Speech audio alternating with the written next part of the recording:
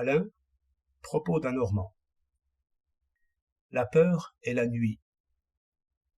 Le sociologue me dit: on serait tenté d'expliquer toute l'organisation sociale par le besoin de manger et de se vêtir, l'économique dominant et expliquant alors tout le reste.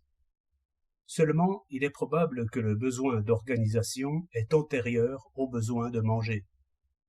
On connaît des peuplades heureuses qui n'ont point besoin de vêtements et cueillent leur nourriture en étendant la main. Or, elles ont des rois, des prêtres, des institutions, des lois, une police. J'en conclus que l'homme est citoyen par nature et qu'il aime l'administration pour elle-même. J'en conclus, lui dis-je, autre chose, c'est que l'économique n'est pas le premier des besoins. Le sommeil est bien plus tyrannique que la faim. On conçoit un état où l'homme se nourrirait sans peine. Mais rien ne le dispensera de dormir.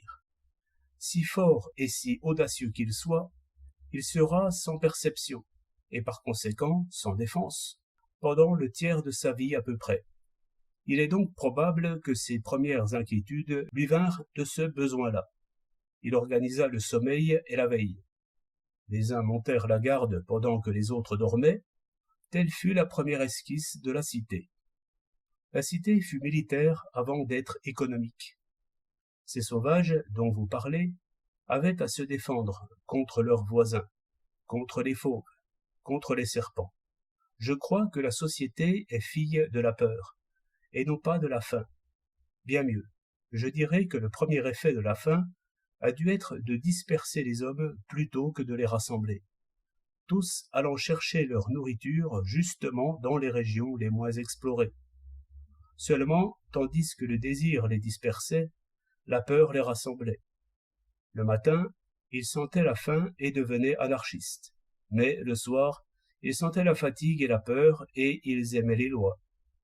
Ainsi, puisque vous vous plaisez à défaire le tissu social afin de comprendre comment il est fait, n'oubliez pas que la relation militaire est le soutien de toutes les autres, et comme le canevas qui porte la tapisserie.